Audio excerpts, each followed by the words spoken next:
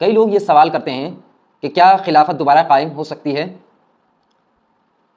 اور کچھ آرگنائزیشنز ایسی ہیں جو پوری دنیا میں کہیں نہ کہیں خلافت کو دوبارہ اسٹیبلش کرنے کے لیے جدوجہد کر رہی ہیں، اسٹرگل کر رہی ہیں۔ پہلے خلافت کے کانسیپٹ کو سمجھیے، خلافت ہے کیا؟ دیکھیے، خلافت کا مطلب ہوتا ہے نائب۔ سیدنا ابو بکر کو ہم کہتے ہیں خلیفہ اول۔ تو خلیفہ اول اصل میں تھا خلیفۃ الرسول، کہ اللہ کے رسول علیہ الصلوۃ والسلام نے جس اسٹیٹ کی بنیاد ڈالی وہ اس رسول کے نائب ہیں، ایز اے نائب کام کر رہے ہیں۔ تو سیدنا ابو بکر وہ پہلے خلیفۃ الرسول تھے، یعنی نبی کی نیابت کرنے والے، نبی کو ریپرزینٹ کرنے والے۔ اور خلافت میں ایک ہی حکمران ہوتا ہے، اور تمام علاقے جس میں مسلم آباد ہوتے ہیں وہ تمام کے تمام اس ایک حکمران کے ماتحت ہوتے ہیں، اور وہاں پر اسلامی احکامات نافذ ہوتے ہیں، اور اس کا نظام شرعیہ ہوتا ہے، نظام شوریہ۔ مجلس شورا ہوتی ہے، اور مجلس شورا کوئی بھی فیصلہ اللہ تعالیٰ کے احکامات کے منافی نہیں کر سکتی، بلکہ اگر کچھ نئے معاملات، کچھ نئی انتظامی امور سامنے آئیں تو وہ اللہ کے احکامات کی روشنی میں ہی ان کو طے کرتے ہیں، باہم مشورہ کر کے، اور خلیفہ جو ہے اسے کنفرم کر دیتا ہے۔ ہماری جو خلافت سسٹم رہا اللہ کے رسول علیہ الصلوۃ والسلام کے زمانے سے لے کر، وہ 3 طرح کا ہے: خلافت راشدہ، خلافت امویہ، اور خلافت عباسیہ، اور چوتھا خلافت عثمانیہ۔ اس نوعیت کی خلافت کا اختتام 1924 میں سلطان عبد الحمید کی جلاوطنی کے بعد ختم ہو گیا تھا، یعنی فرسٹ ورلڈ وار کے بعد۔ اس سے پہلے تک یہ نظام رہا ہے، سوشلی، اکانومیکلی اور پولیٹیکلی مسلم جو ہے وہی ڈومینیٹڈ ہوتے تھے۔ لیکن اب ہم نے اللہ کے رسول علیہ الصلوۃ والسلام کی حدیث کی روشنی میں سمجھنا ہے اس بات کو کہ آیا خلافت کے کتنے مراحل ہیں، اور کیا یہ ابھی قائم ہو سکتی ہے، یا مستقبل میں اس کا کوئی چانس ہے یا نہیں ہے۔ کیونکہ اگر ہمیں یہ حقیقت واضح نہیں ہوئی تو خواہ مخواہ کئی لوگ ایسے ہیں جو اس کی اسٹرگل کرتے رہیں گے اور اس میں اپنا وقت ضائع کرتے رہیں گے۔ تو ذرا ہمیں اللہ کے رسول علیہ الصلوۃ والسلام کی تعلیمات کی روشنی میں اس کو سمجھنے کی ضرورت ہے۔ دیکھیے، خلافت کے 4 ادوار اللہ کے رسول علیہ الصلوۃ والسلام نے گنوائے ہیں۔ حدیث پہلے سمجھتے ہیں۔ حدیث کیا ہے؟ اللہ کے رسول علیہ الصلوۃ والسلام فرماتے ہیں: تکون فیکم النبوہ ما شاء اللہ الا ما شاء اللہ، تم میں نبوت رہے گی جب تک اللہ چاہے گا، اور پھر اس کے بعد نبوت جو ہے وہ اٹھا لی جائے گی جب اللہ چاہے گا۔ ثم تکون خلافہ علی منہاج النبوہ، پھر ایک خلافت قائم ہوگی جو علی منہاج النبوہ، یعنی نبی کے منہج کے مطابق ہوگی، نبی کے طریقے پر وہ خلافت قائم ہوگی، اس لیے اسے خلافت راشدہ کہتے ہیں۔ ثم تکون ملکا عاضا، پھر ایک کاٹ کھانے والا ملوکیت ہوگی، ملکا عاضا، کاٹ کھانے والی ملوکیت ہوگی، یعنی خلافت تو ہوگی بظاہر لیکن وہ کاٹ کھانے والی ہوگی اور ملوکیت کے طرز پر ہوگی۔ اگر ہم دیکھیں خلافت علی منہاج النبوہ تو اس کے بارے میں بھی اللہ کے رسول علیہ الصلوۃ والسلام نے ہمیں بتا دیا۔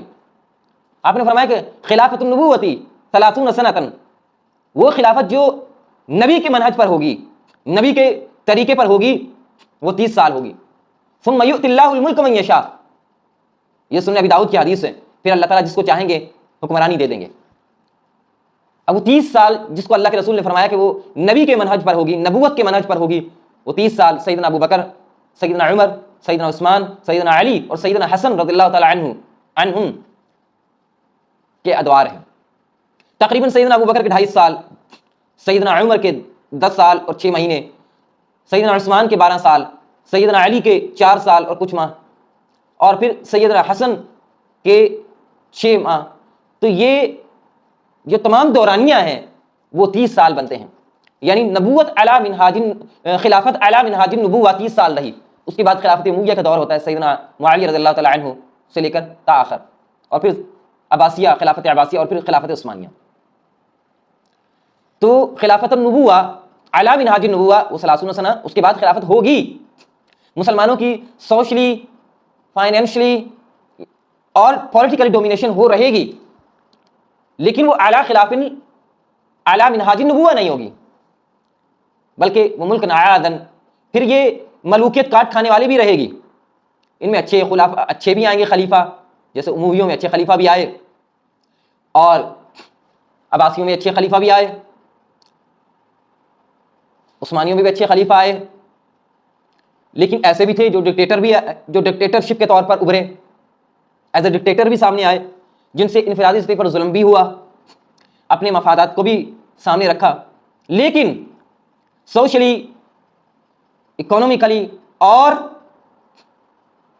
پولیٹیکلی مسلمانوں کی ڈومینیشن رہی پوری دنیا میں، اگرچہ وہ اعلیٰ منہاج النبوہ نہیں تھی، اس لیے اسے خلافت راشدہ نہیں بلکہ خلافت امویہ، خلافت عباسیہ یا خلافت عثمانیہ کہتے ہیں۔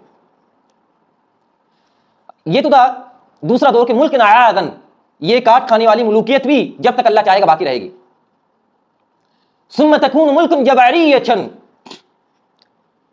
پھر ایک جبری حکومت کا دور آئے گا،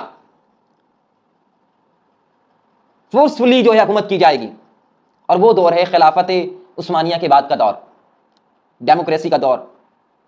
ہمارا یہ دور خلافت عثمانیہ سے لے کر اب تک یہ جبری حکومت کا دور ہے، اب ہم اسی دور میں جی رہے ہیں۔ تو ابھی کوئی خلافت ابھی قائم نہیں ہو سکتی اللہ کے رسول علیہ الصلوۃ والسلام کی اس حدیث کے رو سے۔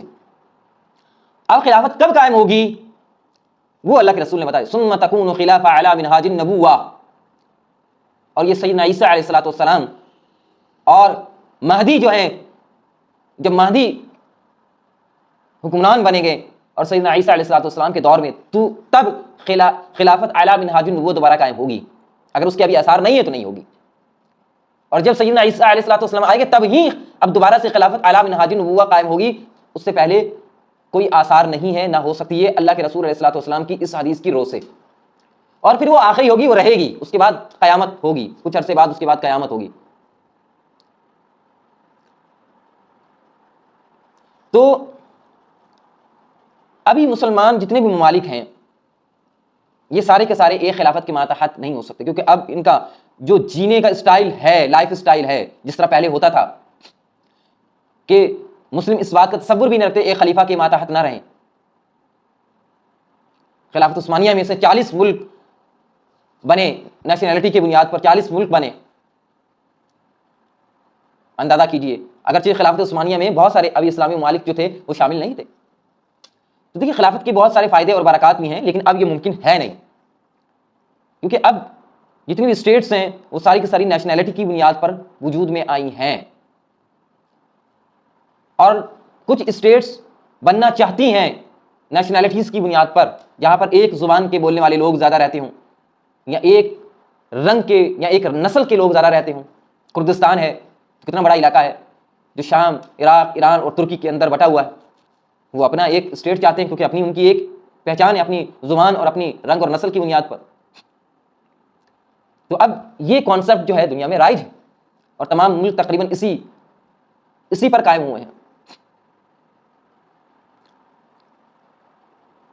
لیکن کیا ہم نظام عدل بھی قائم کر سکتے ہیں یا نہیں کر سکتے؟ ہاں، اپنی اپنی اسٹیٹ میں اگر مسلم چاہیں تو نظام عدل قائم کر سکتے ہیں، یا کوئی ایک مل کر مسلم یونائٹڈ اسٹیٹس بنا سکتے ہیں، مسلم یونائٹڈ اسٹیٹس، اور مل کر جو ہے اپنے کچھ معاملات کو دیکھ سکتے ہیں، سدھار سکتے ہیں، امپروو کر سکتے ہیں، کوئی ایک قانون بنا کر وہ آپس میں اپنے معاملات طے کر سکتے ہیں۔ لیکن سب سے پہلے تو اپنی اپنی اس اسٹیٹ میں نظام عدل قائم کرنے کی ضرورت ہے، جہاں پر نظام عدل نہیں ہے اور نظام شورائی نہیں ہے۔ جب تک یہ نظام عدل قائم نہیں کر سکتے تو خلافت کیسے قائم ہو سکتی ہے؟ ایسا ممکن نہیں ہے۔ تو نظام عدل کے لیے اسٹرگل کریں۔ کرپشن کی وجہ سے ہر چیز میں کرپشن اور ظلم ہے، کیونکہ اس حکومت کی بنیاد ہی ظلم پر رکھی گئی، کرپشن پر آئی ہے۔ جب کرپشن پر آئی ہے تو ہر طرف ظلم ہے، کرپشن ہے، نہ سوشلی فریڈم ہے، نہ فائنینشیل فریڈم ہے، نہ پولیٹیکل فریڈم حاصل ہے، بلکہ بیرونی طاقتیں سوشلی، فائنینشلی اور پولیٹیکلی ڈومینیٹڈ ہیں۔ اور بظاہر ایسا لگتا ہے کہ آزاد ہیں لیکن آزاد نہیں ہیں اور سلیو ہیں بیسیکلی. سوشلی سلیو ہیں, فائنینشلی سلیو ہیں, پولیٹیکلی سلیو ہیں. ایک نیا سلیوری کا سسٹم ہے جو رائج ہے. تو اس سسٹم کو اگر کوئی بریک کر کے نظام عدل لا سکتا ہے تو یہ ممکن ہے, یہ عین ممکن ہے, اگر اس کے لیے لوگ ایگری ہوں, اس بات کو سمجھیں اور اس کے لیے قربانی دینے کے لیے تیار ہوں. نظام عدل اسی وقت آ سکتا ہے جب قربانی دینے کے لیے تیار. اگر قربانی نہیں دے سکتے پھر اگلے 200 سالوں میں بھی نہیں قائم ہو سکتا. قربانی چاہیے. بہت سارے ان کرپٹ عناصر کو, ان کرپٹ ایلیمنٹس کو ایلیمینیٹ کرنا ہوگا, مسیکر ہوگا, اس کے لیے کٹنا اور کٹانا ہوگا. اس کے علاوہ ممکن, یا پھر سارے لوگ ہی اتنے باشعور ہو جائیں کہ اپنے لیے کوئی ایسا ریپرزنٹیٹو چوز کر لے, الیکٹ کر لے جو کرپٹ نہ ہو. اور یہ 5 سال والا سسٹم, 5 سال والا سسٹم تو بالکل بھی صحیح نہیں ہے. ایک شخص کو پتا ہے کہ 5 سال کے لیے آئے گا, 5 سال اس کو جتنا لوٹنا ہے لوٹے, کیونکہ 5 سال کا عرصہ ہے, اور اپنے ایسٹس بنائے فورن کنٹریز میں اور اس کے بعد لوٹ کے چلا جائے. دیکھیں, اگر سیدنا ابو بکر الیکٹ ہوئے تھے, سیدنا عمر الیکٹ ہوئے تھے, یا سیدنا عثمان الیکٹ ہوئے تھے, یا سیدنا علی الیکٹ ہوئے تھے, تو ان کی ڈیوریشن 5 سال کے لیے نہیں تھی. یہ اس وقت تک الیکٹڈ رہیں گے, اس وقت تک حکمران اور خلیفہ رہیں گے جب تک یہ کرپشن نہیں کرتے, جب تک یہ ظلم نہیں کرتے. اب اگر ایک شخص 5 سال کے لیے آیا, 5 سال کے لیے کیا سدھارے گا, کیا ڈیولپ کرے گا؟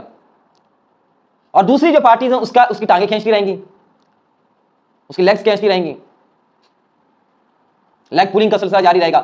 وہ بجائے اس کے کہ وہ اس قوم کو ڈیولپ کرے, وہ اسٹیٹ کو ڈیولپ کرے, وہ کہاں الجھا رہے گا؟